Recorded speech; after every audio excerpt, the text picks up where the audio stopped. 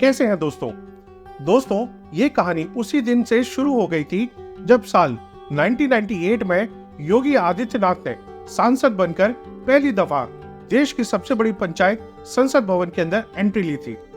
तब गोरखपुर सदर से विधायक हुआ करते थे भारतीय जनता पार्टी के पूर्वांचल के सबसे दिग्गज राजनीतिक चेहरा शिव प्रताप शुक्ला, जो बीते एक दशक से गोरखपुर सांसदीय की कुर्सी पर आंख गड़ाए हुए बैठा था कि कब महंत अवैधनाथ राजनीति से संन्यास की घोषणा करें और गोरखपुर संसदीय की कुर्सी पर उनका दावा मजबूत हो जाए। मगर महंत अवैधनाथ ने अपने संन्यास से पहले ही योगी का सियासी पदार्पण करा दिया, तो जाहिर है शिव प्रताप शुक्ला की आंखों में योगी किसी कांटे की तरह चुभ रहे थे।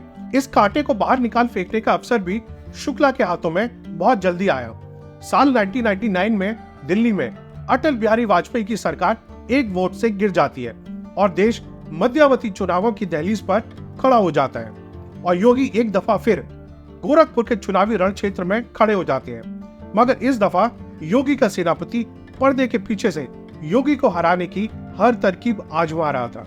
शुक्ला भारतीय जनता पार्टी के नेता होने के बावजूद भारतीय जनता पार्टी के सांसद प्रत्याशी योगी आदित्यनाथ को चुनाव में पटकनी दिलवाने का हर तंत्र आजमा रहा था। वो तो भला हो गोरखपुर पीठ के प्रति लोगों के श्रद्धा भाव का और अटल बिहारी वाजपेयी के करिश्मे का कि हार की दहलीज पर पहुंच चुके योगी आदित्यनाथ ने आखिरकार 1999 का लोकसभा चुनाव जीत ही लिया। मगर जीत का अंतर बता रहा था कि योगी हार के कितना करीब थे। महज 7,000 वोटों का अंतर योगी आदित्यनाथ को सोचने पर मजबूर कर रहा था कि आखिर गड़बड़ है कहां। योगी ने मठ के विश्वस्त साथियों से पता करवाया तो मालूम चला कि योगी के कुछ आस्तीन के सांप हैं जो योगी की हर सियासी संभावनाओं का कत्ल कर देना चाहते थे। ये वही क्षण था जब योगी भाप चुके थे कि अगर उन्हें अपना सियासी मुस्तकबिल चमकाना है तो बस अपने बूते भारतीय जनता पार्टी के सहारे कतई नहीं। बस चंद महीनों के बाद योगी आदित्यनाथ अपने हिंदू युवा वाहिनी नाम के संगठन की स्थापना करते हैं, जिस संगठन के युवा कहे जाने वाले लड़के और लड़कियों ने पूर्वांचल के गांव, गली, नुक्कड़, चौक चौराहों को ऐसा चमकाया कि योगी चंद महीनों के अंतर ही पूर्वांचल के सबसे बड़े पोस्टर बॉय के रूप में नजर आने लगे। पूर्वांचल के बाहुबलियों के खिलाफ योगी की ललकार हो या हिंदुत्व का परचम थामे योगी आदित्यनाथ की हुंकार हो, ये तमाम तस्वीरें एक साथ पूर्वांचल के सियासी योगी के सूर्योदय की गवाही दे रही थीं। तभी उत्तर प्रदेश के चुनावी रण का शंखनाद होता है। उत्तर प्रदेश के विधानसभा चुनाव दहलीज पर दस्तक देते हैं और इस दफा किस्मत योगी आदित्यनाथ की नहीं बल्कि शिव प्रताप शुक्ला की दाव पर थी, जो एक दफा फिर गोरखपुर सदर से ही विधायकी का पर्चा दाखिल करते हैं और योगी के लिए ये वक्त हिसाब बराबरी का वक्त था। योगी ने 2002 के विधानसभा चुनाव में गोरखपुर सदर से ही हिंदू महासभा के बैनर तले अपने समर्थित उम्मीदवार डॉक्टर राधा मोहन दास अग्रवाल को चुनाव लड़वाया। गोरखपुर का बच्चा बच्चा जानता था कि योगी आदित्यनाथ की तस्वीर भले ही शिव प्रताप शुक्ला के पोस्टर पर नजर आ रही हो, मगर पर्दे के पीछे से अगर योगी योगी कहना है तो राधा मोहन दास अग्रवाल के नाम पर ही ठप्पा लगाना होगा। और 2002 के विधानसभा चुनाव में शिव प्रताप शुक्ला के राजनीतिक वर्चस्व की समाप्ति की घोषणा हो जाती है, जब योगी आदित्यनाथ के समर्थित उम्मीदवार डॉक्टर राधा मोहन दास अग्रवाल हिंदू महासभा जैसे संगठन के बैनर तले चुनाव लड़ने के बावजूद शिव प्रताप शुक्ला जैसे राजनीतिक दिग्गज को मात देने में कामयाब हो जाते हैं। ये राधा मोहन दास अग्रवाल का पराक्रम नहीं था, ये योगी आदित्यनाथ की धाक थी जो समूचे पूर्वांचल में जम चुकी थी। मगर योगी आदित्यनाथ के इस एक कदम के बाद प्रदेश कार्यकारिणी से उनके संबंध इतने कड़वे हो चुके थे कि भारतीय जनता पार्टी के प्रदेश कार्यालय में योगी आदित्यनाथ की तस्वीर भी हटाकर दूर रख दी गई थी। फिर कैलेंडर के कुछ पन्ने और पलटते हैं, थोड़ा सा वक्त और गुजरता है। साल 2004 का लोकसभा चुनाव आता है। योगी चुनाव की तैयारियों में व्यस्त होते हैं, सब कुछ योजना अनुरूप ही चल रहा होता है। योगी जैसा चुनाव प्रचार चाह रहे थे बिल्कुल वैसा ही चुनाव अभियान तेजी से चल रहा था। मगर योगी को बस एक कमी थी जो हर पल अखर रही थी, वो ये कि अब तक गोरखपुर में अटल बिहारी वाजपेयी की एक भी रैली नहीं हुई थी और ना ही होने की कोई संभावना नजर आ रही थी। इस चुनाव से पहले हर लोकसभा चुनाव में अटल बिहारी वाजपेयी पूर्वांचल और बिहार के सीमावर्ती जिलों को संबोधित करने के लिए एक साथ गोरखपुर की रैली का चयन करते थे। अगर गोरखपुर में अटल की रैली छोड़ दीजिए, आसपास के इलाकों में भी अटल के किसी दौरे की कोई जानकारी योगी आदित्यनाथ को नहीं थी।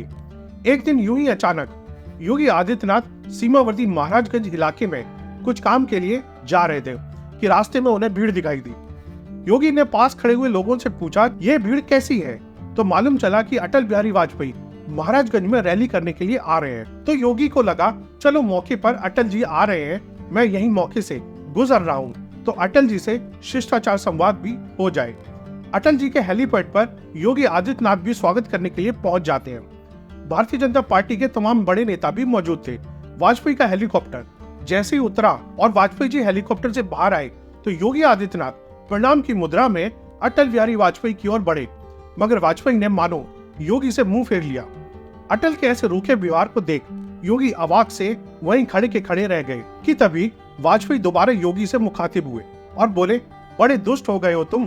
तुम्हारे गुरुजी से लगता है तुम्हारी शिकायत करनी पड़ेगी।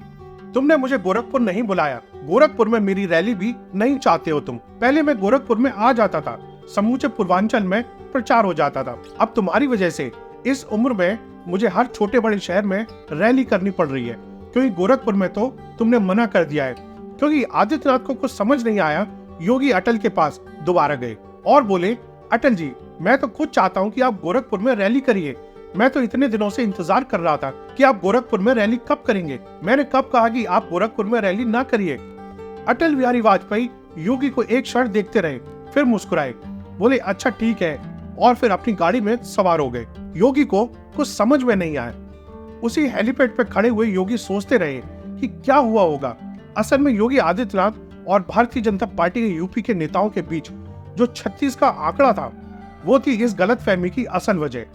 भारतीय जनता पार्टी के संगठन के कई ऐसे बड़े नेता थे जो योगी आदित्यनाथ को चुनाव में हारते देखना चाहते थे। इसीलिए उन्होंने अटल बिहारी वाजपेयी के मन में ऐसी धारणा पैदा की कि योगी खुद नहीं चाहते कि अटल गोरखपुर में रैली करें, जिससे अटल बिहारी वाजपेयी की रैली गोरखपुर में ना हो और वो कहीं ना कहीं ताबूत में आखिरी कील की तरह योगी आदित्यनाथ की हार सुनिश्चित कर सके। मगर अटल बिहारी वाजपेयी की नजरों को 6 दशक का सियासी अनुभव था। उस रोज योगी के मासूमियत से दिए गए जवाब और योगी की नजरों में उतरते सच को वाजपेयी ने भांप लिया था। शाम होते होते योगी जैसे ही अपने मठ पहुंचते हैं तो एक संदेशवाहक योगी का इंतजार करता हुआ मिलता है और वह योगी को एक कागज देता है। और योगी आदित्यनाथ जब वो कागज पढ़ते हैं तो उसमें अटल बिहारी वाजपेयी का योगी के नाम संदेश होता है कि वाजपेयी कल गोरखपुर में एक आपात सरप्राइज रैली करने वाले हैं और योगी आदित्यनाथ को तैयारियों की जिम्मेदारी दे रहे हैं। जिसके बाद योगी पूरी रात रैली की तैयारी करते रहे और अगले दिन अटल बिहारी वाजपेयी की महारैली गोरखपुर की जमीन पर होती है, जो योगी आदित्यनाथ के विजय का शंखनाद कर देती है। तो दोस्तों, ये थी आज की कहानी। फिर मिलेंगे एक नई कहानी, एक नए किस्से के साथ, एक नई वीडियो में। अगर आप भी ऐसे किस्से कहानियों के शौकीन हैं तो चैनल को सब्सक्राइब और वीडियो को लाइक जरूर कर दें। फिर मिलेंगे। जय हिंद, जय भारत। आज के लिए इतना ही दोस्तों। आपको वीडियो अच्छी लगी हो तो लाइक जरूर करें। ऐसी और इंफॉर्मेटिव वीडियोस के लिए चैनल के दूसरे वीडियोस भी देखें और जाते जाते चैनल को सब्सक्राइब और बेल आइकन को दबाना ना भूलें।